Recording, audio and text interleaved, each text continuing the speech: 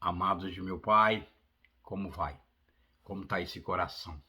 Está ele em fogo pela pessoa do amado e Senhor Jesus Cristo no teu coração? Estamos agora terminando a nossa série. Ainda tem mais alguns 2 estudos pela frente, mas estamos terminando. Estamos agora no último mandamento de Cristo. Quando eu digo último, é o último que ele deu aos seus discípulos, aos seus seguidores, a mim e a você, antes de partir, antes de ir para o céu. E é um versículo de suma importância. Nós lemos lá em Mateus capítulo 28, do 16 ao 20, e o mandamento. Ficamos na semana passada na palavra ide. Ide. E o certo é, a tradução original seria indo. É diferente de ide, indo. Na medida em que você está andando, na medida em que você vai vivendo a vida, ou seja, de uma forma cotidiana, ou seja, como um estilo de vida. Essa é a ideia. Quando você está indo, pregai o evangelho. Aí ele diz mais ainda, e chegando-se Jesus disse, falou-lhes, dizendo, olha o que Jesus disse, é-me dado todo o poder no céu e na terra. Por que ele disse isso? Nós abordamos na semana passada. Pela a tamanha tarefa que ele iria nos outorgar, iria nos direcionar, iria ser um desafio para a nossa vida e para a história da igreja cristã na face da terra, não é? E lá em Atos 1:8, ele, próprio Cristo, ele dá mais uma ênfase nessa afirmação, mas agora não só ele fala que é dado a ele todo o poder no céu e na terra, mas num certo sentido ele fala que esse poder está em mim e está em você. Olha aqui, Atos 1:8 diz assim, olha, mas receberei a virtude do Espírito Santo. Algumas traduções traduzem como poder. Recebereis o poder do Espírito Santo, que há de vir sobre vós. E sereis-me-eis testemunha, tanto em Jerusalém, como em toda a Judéia e Samaria, e até os confins da terra. Colocar assim de uma forma prática para a gente entender, é como se ele dissesse para a gente que os nossos parentes e amigos e conhecidos que moram aí, conhecem Goiás e Goiânia, falou, você vai ser minha testemunha no seu bairro, você vai ser minha testemunha em Goiânia, no estado de Goiás, até o Amazonas e até o confins da terra, até lá na África, na Ásia. Esse é o propósito de ser testemunha do Senhor Jesus Cristo, até o confins da terra. E, portanto, ide. E a palavra correta para não é ide, seria indo. Portanto, indo. Não tem esse é o original. Então, é uma ênfase de continuidade. Na medida em que você está vivendo a vida, você está indo. Aí você está proclamando o evangelho. Aí ele fala mais, e fazei discípulos. Essa é a nossa ênfase nesse dia. E fazei discípulos de todas as nações, batizando-os em nome do Pai, do Filho e do Espírito Santo, ensinando-os a guardar todas as coisas que eu vos tenho mandado. E eis que eu estou convosco todos os dias, até a consumação dos séculos. Amém. Não só Jesus disse que ele tem todo o poder, foi dado a ele todo o poder no céu e na terra, e que o Espírito Santo iria vir sobre nós e iria nos dar poder, esse mesmo poder para testemunhar. E ele diz aqui, eis que estou convosco todos os dias até a consumação dos séculos. Tremenda promessa. Onde ele está? Ele está em nós. Nós somos morada de Deus, tabernáculo de Deus. Oh, coisa grande. Oh, que bênção tremenda. Oh, é demais, não é? Então, queridos, hoje estaremos nessa parte. Mas eu quero mostrar realmente o quanto essa grande comissão é importante para nós, porque na mente de Cristo, ele abordou, ele falou, e os escritores de Marcos, Lucas, João, Mateus, todos escreveram sobre essa grande comissão. Lá em Marcos 16, 16 do 15 ao 16 diz, olha, ide por todo mundo, pregai o evangelho a toda criatura. Quem crer e for batizado será salvo, mas quem não crer será condenado. Marcos fala sobre essa grande comissão. Lucas 24, 46 e 48, e disse-lhes, está escrito, e assim convinha que o Cristo padecesse e ao terceiro dia ressuscitasse dentre os mortos, e em seu nome se pregasse o arrependimento e a remissão dos pecados. Devemos pregar em seu nome o arrependimento e a remissão dos pecados em todas as nações, começando por Jerusalém, começando pela cidade, pela sua circunvizinhança. Dessas coisas sois vós testemunhas. Lucas 24, do 46 ao 48. Lucas também abordou a necessidade da grande comissão, que foi tão importante e é importante para nós hoje também. Lá também, que diz assim, em João, também aborda sobre isso. E disse-lhe, pois, Jesus outra vez, Pai seja convosco, assim como o Pai me enviou, eu também vos envio a vós. E havendo dito isto, soprou sobre ele e disse, recebeis o Espírito Santo. Agora vá e testemunha de mim. Se você viu, não só os 4 evangelhos têm ênfase nessa grande comissão, o livro de Atos também dá ênfase nessa grande comissão. E essa grande comissão é o plano de Deus para alcançar o mundo. Alguém fez uma ilustração dizendo o seguinte, que quando Jesus chegou no céu, que ele ascendeu-se ao céu, um anjo aproximou-se dele e disse, que bom, o Senhor nasceu, o Senhor cresceu, o Senhor pregou, ensinou, discipulou, não é? Mas como que o Senhor pretende alcançar agora o mundo? Aí ele falou, Jesus responde, olha, eu deixei lá em Jerusalém 11 pescadores e homens simples. Aí o anjo olhou assim, ei, vem cá. E se esses pescadores, esses homens simples, não fizerem, o senhor tem um plano B? E Jesus respondeu, não tem. É o plano de Deus, pessoas simples, como eu e você, para realizarmos essa grande comissão, esse chamado universal. E eu diria que é um dos mandamentos mais importantes das Escrituras. Tanto é que Jesus deixou ele por último. E todos os 4 evangelhos faz essa abordagem. O livro histórico de Atos começa dizendo, ei, você recebeu poder para você fazer e proclamar Cristo. Tremendo, tremendo. Portanto, ide. Como eu disse, indo. Estilo de vida. Fazei discípulos. Bem, Jesus nos lembra ou nos ensinou em outros estudos nossos aí que a gente não iria ser bem recebido em alguns momentos, não é verdade? Certo. Então a gente deveria levantar, sacode a poeira e dar a volta por cima e continua. Não é essa? Nós já fizemos essa abordagem num dos nossos estudos. Mas e aqueles que receberem, que forem receptivos à mensagem? O que fazer com eles? E aí que entra essa segunda parte desse mandamento. Fazei discípulo. A gente não pode falar assim, olha, cada um para si e Deus para todos. Tem essa expressão, não é? E eu diria que talvez é um erro nosso hoje, das igrejas, a gente faz isso em grande parte, não é?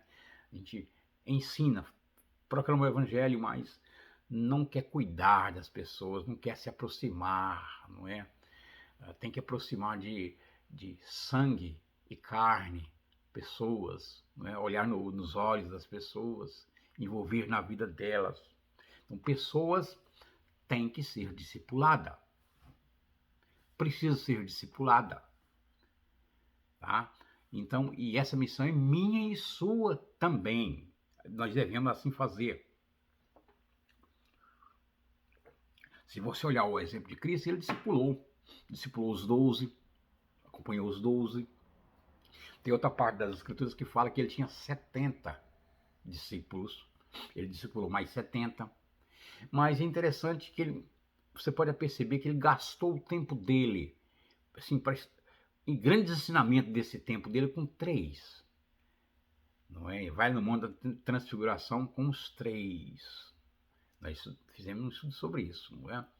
Então, o discipulado tem várias formas, várias facetas de se fazer o discipulado, mas alguns é aproximar-se, estar junto, outros na conversação, no dia a dia, no envolvimento, na amizade, não é? Pois Jesus, fazendo isso, discipulando, acompanhando, ele removeu conceitos errados que na mente dos discípulos da época, Cristo vinha naquele momento para livrá-los do jugo romano. E essa era a ideia, o rei está chegando, não é? E Jesus tinha em mente outra coisa. Jesus ensinou que ele não seria apreciado pelas pessoas, que ele iria morrer, que depois ele ia ressuscitar. Então, Jesus discipulou, ensinou essas realidades. E ele deixa esse mandamento para nós, que é um dos mais importantes.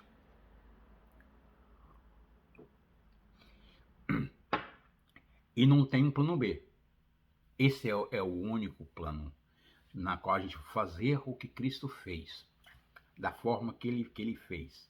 Ele disse assim, olha, aos 70 que eu te falei, está lá em Lucas 10, do 1 ao 2, porque ele também nos encoraja a fazer discípulos, a fazer o que ele fez. Diz assim, ó, e depois disso designou o Senhor ainda outros 70 e mandou-os adiante da sua face de 2 em 2. Veja, ele dividiu os 70 e mandou de 2 em 2 a todas as cidades e lugares onde havia de ir.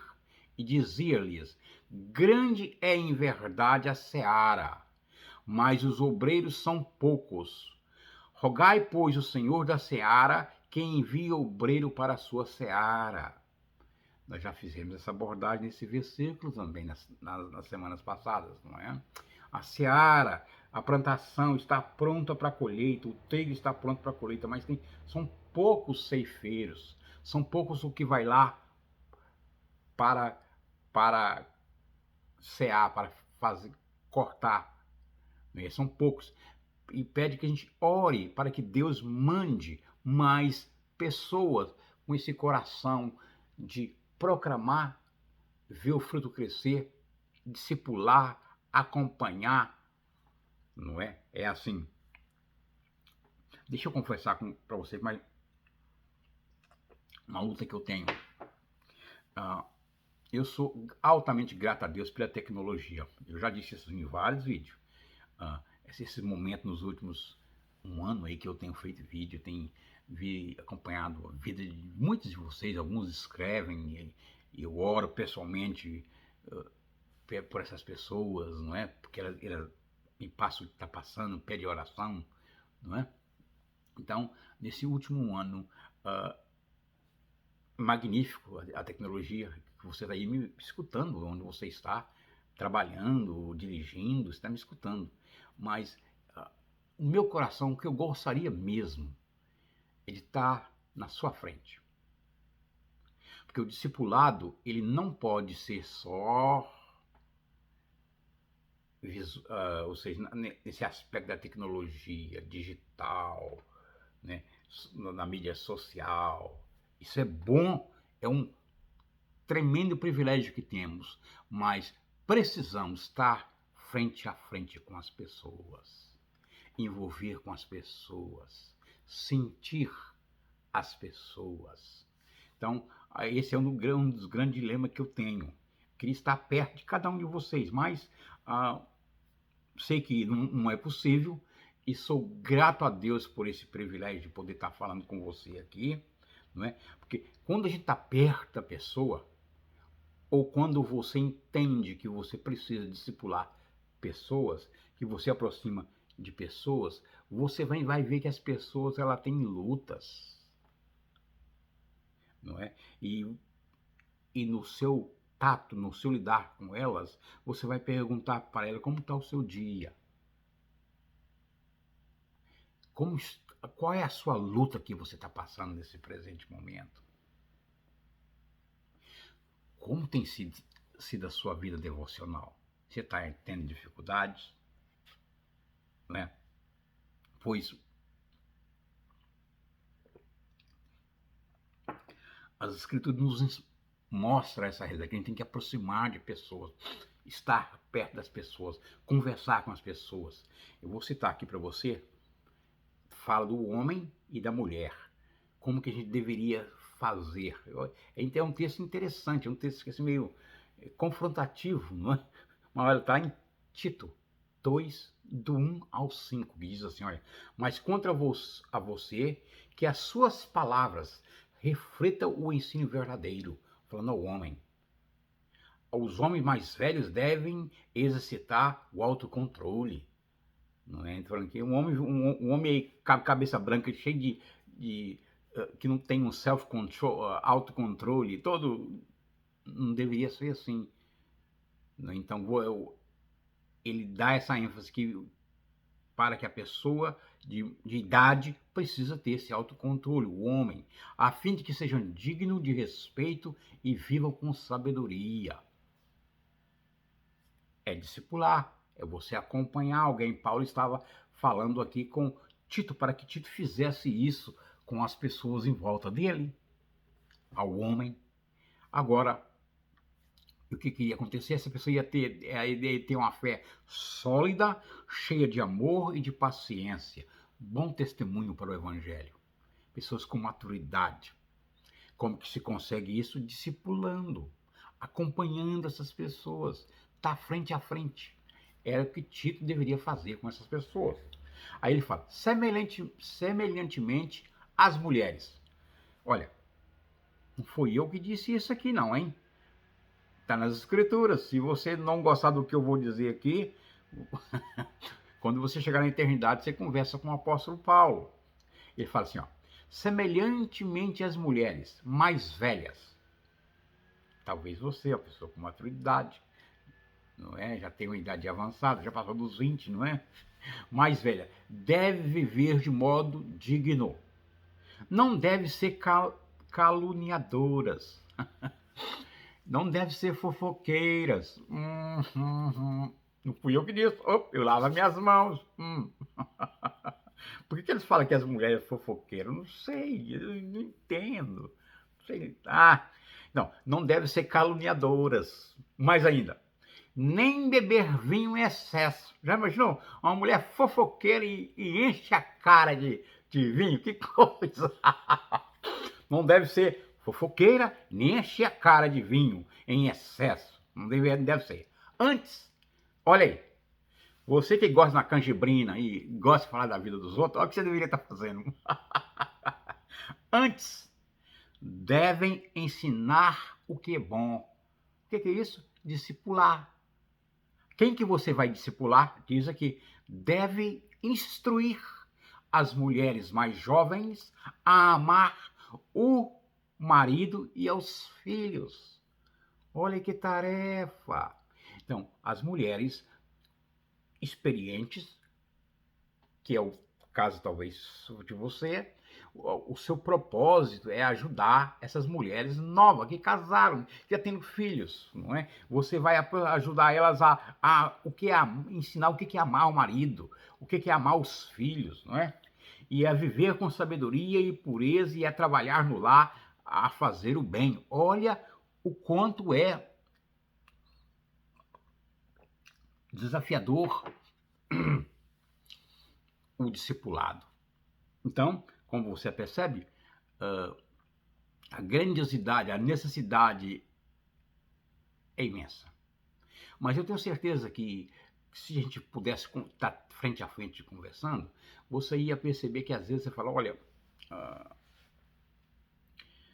minha vida tá seca, eu escuto esses ensinos, mas o dia a dia, as coisas não acontecem. Bem, é normal. Você lembra em Mateus 28:17 que fala, quando o viram, o adoraram. Alguns, porém, duvidaram. Então, vai ter um momento na nossa vida que a gente vai passar por esses momentos. No discipulado, frente a frente com as pessoas, você lida com esses dilemas. Você ajuda as pessoas a entenderem isso. Você ora por ela por isso. Como você pode perceber, não é somente passar informação. Eu estou aqui passando informação para você. Mas se não tem um feedback, eu vou só, na outra semana, passar mais informação. Aí não tenho como envolver.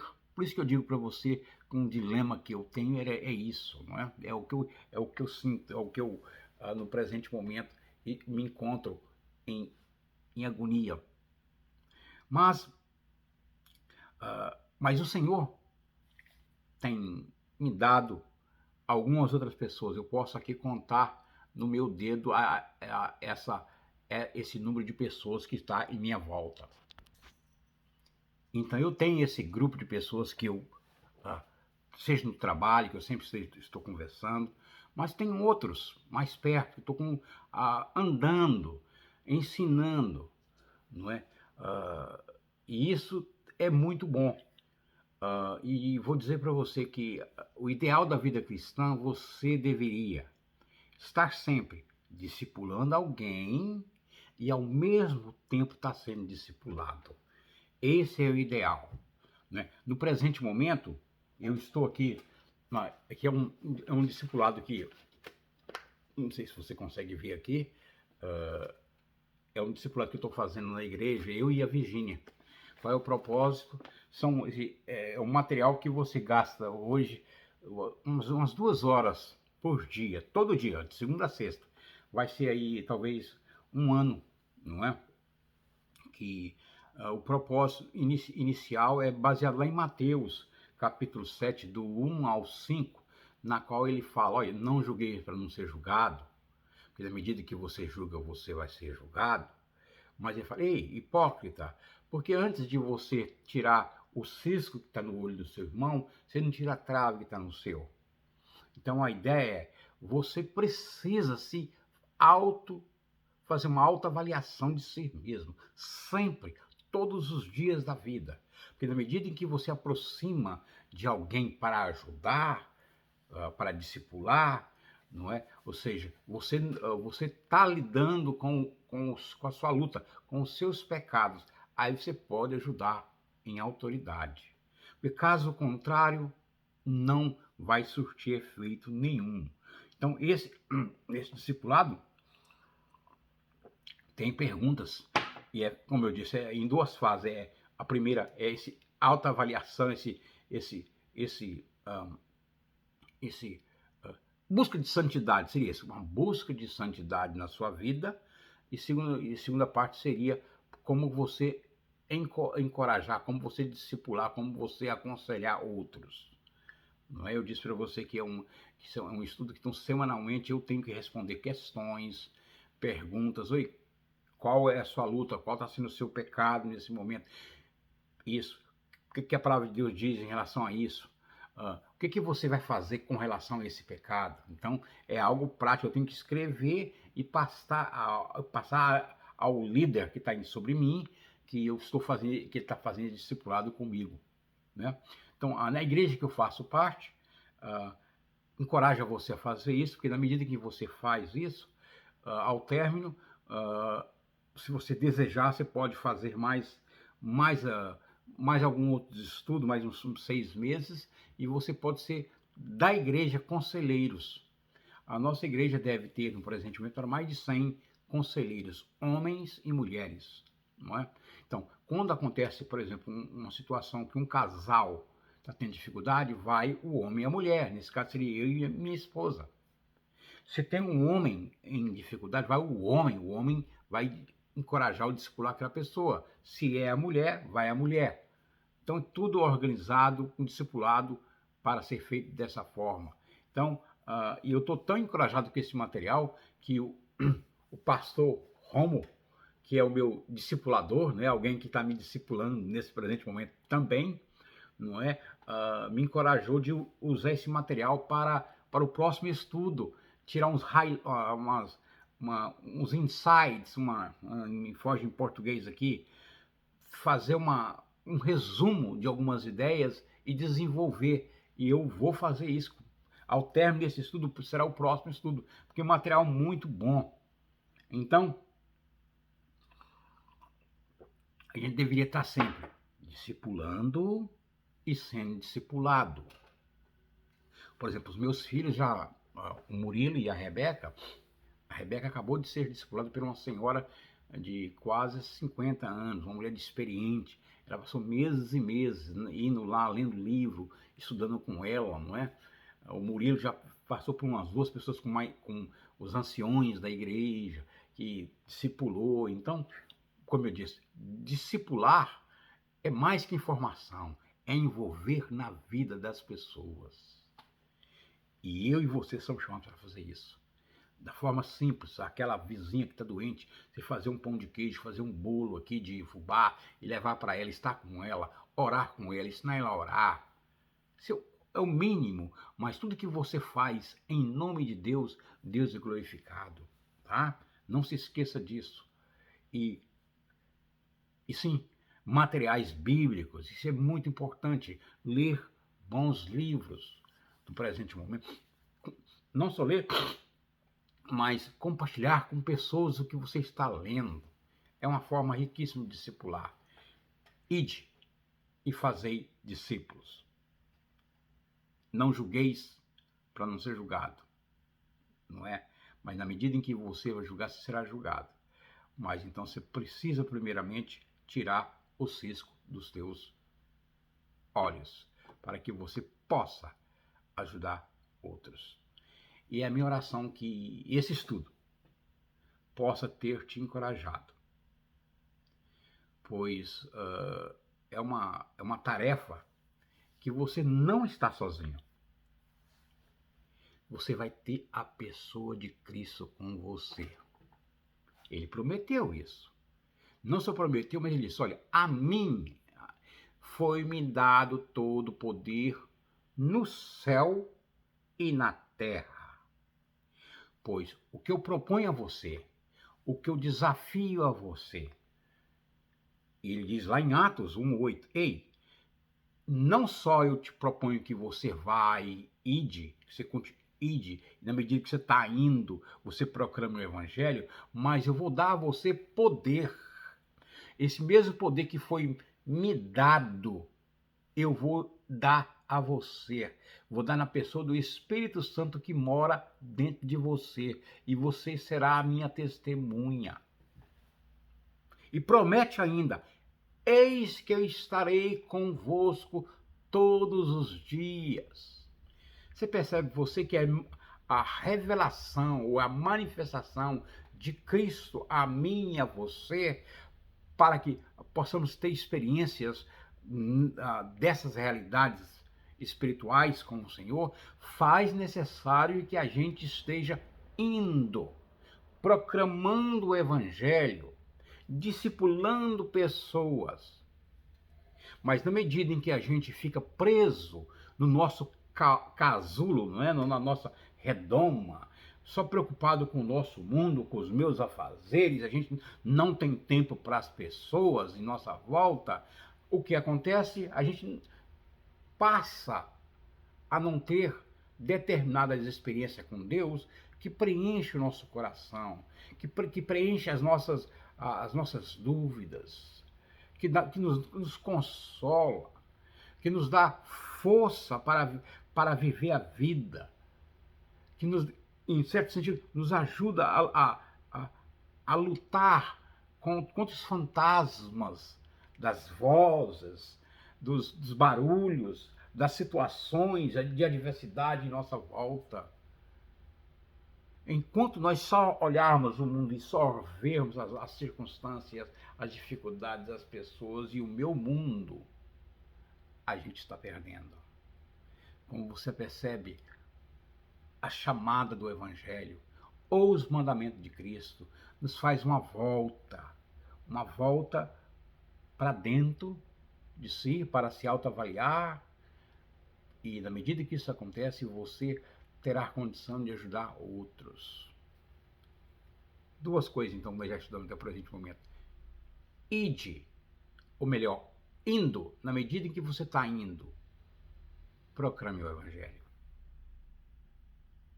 E depois que a pessoa recebe de bom grado o Evangelho, se percebe que está tendo fruto, ela precisa ser discipulada.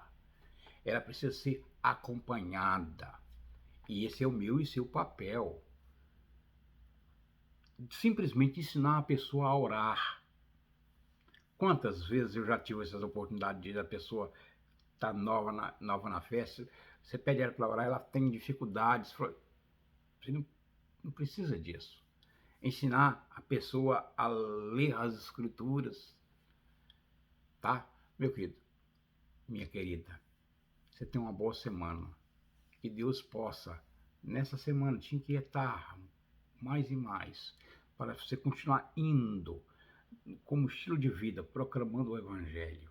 E na medida em que Deus apresentar pessoas no teu caminho, que você sentir que é uma pessoa que Deus está aproximando, para você se aproximar-se dela, em nome do Senhor Jesus Cristo, com as verdades do Evangelho, você vai compartilhar as Escrituras, vai compartilhar os ensinos que você tem aprendido desse nosso estudo. Pode ser assim, tá, meu querido e minha querida? Deus te abençoe, tenha uma boa semana e a gente se vê na próxima semana. Fique com Deus.